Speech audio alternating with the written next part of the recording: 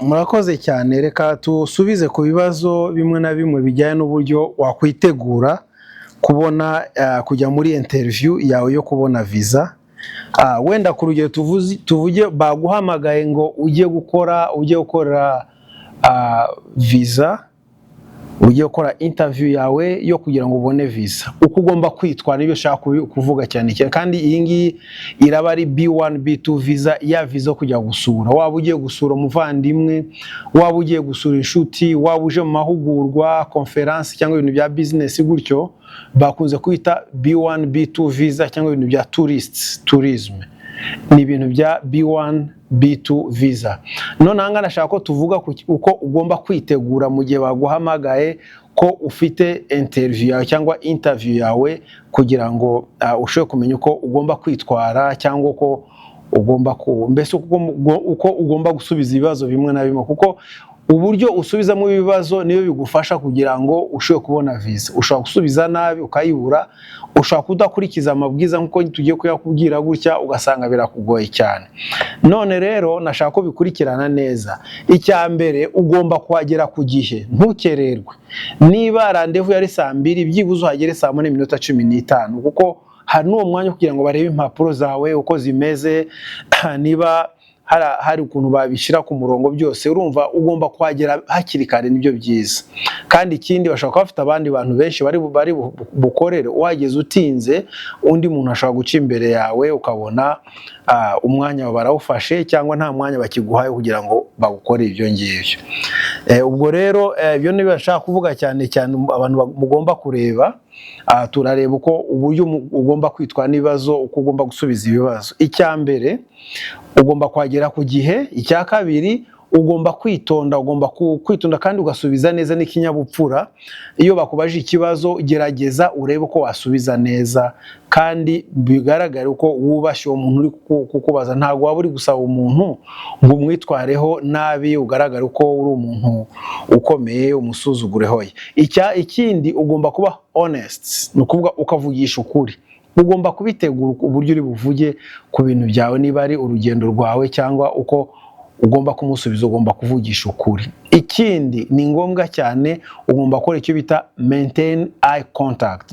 Ugomba kumureba mu maso. Iyo utamurebye mu maso, bigaragara yuko uri kuvuga ibintu byo guhimba cyangwa no kubesha. Ariko iyo umureba mu maso, bigaragara ko uba uri gukurikirana neza ibyo ari kukubaza, kandi bikagaragara ko nta byo kubesha bihari, kuko ibintu byose usa nkaho witeguye, uri tayari. Ikibazo cya mbere bakunze kubaza, batabura kubaza habe na kimwe, barakubaza ngo can I see your passports? Ese nshobora kubona passport yawe? Ushobora kumpa passport yawe? Iyo bavuze gutyo, ikindi nshaka kubabwira, mu bisubizo byose bakubwiye si ukuvuga ngo yes ngiye passport. Ugomba kugira n'akandi kantu uvuga. Ushobora kuvuga no problem, I have it ready, cyangwa nta kibazo ndayifite ahangaha, ukayimuha. Hanyuma bakambwira ngo ese urateganya kuzaguma muri Amerika cyangwa kuzaba muri Amerika igihe kingana gute? Ugomba kubivugisha neza kandi utashidikanya, ukavuga ngo nzaba muri Amerika, nzaba ndi muri Amerika nk'ibyumweru 2. Ibyumweru 2. Donc ntuvuze bishaka ibyumweru 2 cyangwa 3, bishaka kugenda no kubiri. No, ube direct, uvuge ngo ni ibyumweru bingahe, ni ibyumweru 2, nzaba ibyumweru 2. Kandi biba na ngombwa wakwerekana n'ikimenyetso cy'uko uzarangiza ibyumweru 2. Ikimenyetso kizaba ari iki? Gishobora kuba ari itike yawe yo kugenda no kugaruka. Wenda ufite itike yo kugenda ukagaruka nyuma y'ibyumweru 2, nacyo ni ikintu kizi icyo ngicyo. Ikindi aricyo kibazo cya gatatu, barakubaza ese bigeze bakwangira visa? Wigeze usaba visa barayikwangira? Ni ikibazo cya gatatu. Ntabwo bajya babura kubaza icyo ngicyo. Uravuga ngo ntabwo bigeze banyangira visa, nibo bwa mbere saba visa, cyangwa nigeze gusaba visa barayinyima. Kubera iki bakwimye visa?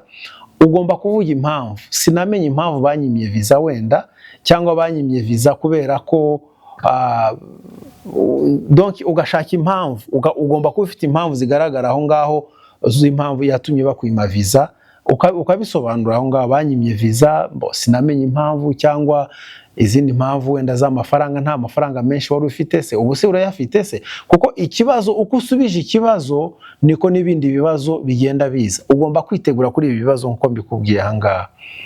hanyuma kandi aha ngaha baravuga ngo ugomba kuba honest, ni ukuvuga ugomba kuvugisha ukuri, nta bintu byo kuvuga ngo hoya ngo ntago bigeze banyima visa kandi nyamara bigaragara ko bayikwimye. Ikibazo cya kane bakavuga ngo urugendo rwawe rufite intego ki, uzaba ugiye muri Amerika gukora iki. Ugomba kubivuga neza ukavuga ngiye muri Amerika mu mahugurwa. Wenda niba ugiye mu mahugurwa, igipapuro kigaragaza uko ugomba kujya mu mahugurwa ni iki, invitation, ubutumire urabufite se? Okay, sawa, urabufite ubutumire. Amahugurwa azaba amahugurwa arebana n'ibiki, ugomba kumenya amahugurwa ari iki. Niba ugiye gusura umuvandimwe, ngiye gusura umuvandimwe afite ikibazo iki n'iki, ndashaka kuba ndi kumwe nawe, cyangwa ndi mu biruhuko ndashaka kurangiriza ibiruhuko muri Amerika hamwe n'umuvandimwe wanjye cyangwa n'inshuti yanjye, arashaka ko mba mpari, arashaka ko tuganira, ari mu biruhuko, wenda arashaka ko uno mwanya w'ikiruhuko tugomba kuba turi kumwe na, ukareba uko ubisobanura. Ikindi kibazo cya kane, ikindi kibazo bashobora kukubaza wenda cya gatanu, bakubaza ngo ese urakora, yego cyangwa hoya. Niba ukora, uri mu kiruhuko cy'akazi, ugiye kugenda utaye akazi se cyangwa bimeze gute? Ngiye kujya muri Amerika kuko turi mu biruhuko by'akazi cyangwa turi mu biruhuko by'ishuri, ngiye kujya muri Amerika kugira ngiye gusura abavandimwe cyangwa intembere muri Amerika, ariko ndi mu biruhuko ukwezi kumwe, wenda ndashaka ndangize ukwezi kumwe, wenda n'urugero muri Amerika, cyangwa icyumweru kimwe muri Amerika cyangwa ibyumweru bibiri muri Amerika, hanyuma ngaruke iyindi minsi mbe ndi mu rugo cyangwa hamwe n'umuryango cyangwa ibintu uko wabivuga kose.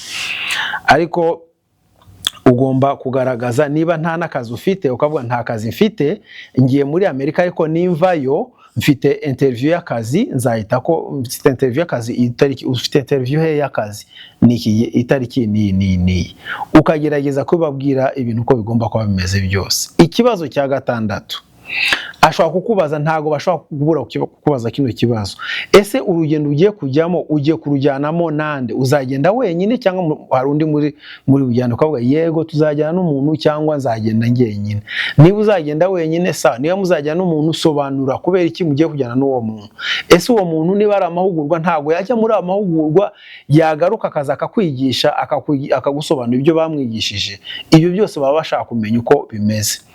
Hanyuma akavuga ngo how will you support yourself? Ese uzifasha gute nugera muri Amerika?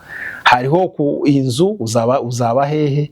Hariho uzatura hehe? Uzarya iki? No kuvuga ahangaha ugomba kubigaragaza. Niba ugiye wowe ugomba kwishyura hoteli, ugomba kuba ufite booking ya hoteli.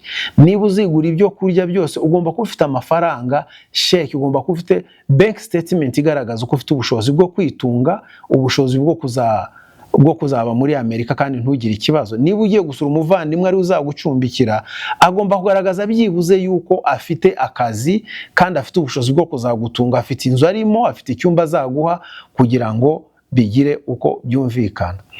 Ikindi kandi ugomba kwirinda udusubizo, ibisubizo bigufi cyane. Bashobora kubaza, ese urashaka kujya muri Amerika? Ngo yego. Ugiye muri Amerika gukora iki? Ngiye kwiga. Ese ufite inshuti muri Amerika? Ngo hoya. Ese uzabana nande nugera muri Amerika? Nzishyura hoteli. Ugomba gutanga details, ubivuye bigaragara uko ubifite n'ibyo wapanze byose. Ntabwo twa tubazo duto ngo muzagenda muri bangahe njyenyine. Ni nkaho ushaka uko uwo muntu ukubaza ibibazo aba ari ukomeza kukubaza wowe, ntugire icyo ukontribe, ntugire ikindi gitekerezo utanga. Hanyuma niba ugiye ku ishuri, bashobora kubaza, ese kubera iki wahisemo iryo shuri? Kubera iki wahisemo iryo shuri? Ese iryo shuri ntabwo uri mu gihugu cyawe? Nakavuga ngo ntabwo uri mu gihugu cyanjye, cyangwa ndashakira ishuri kubera impamvu niyi.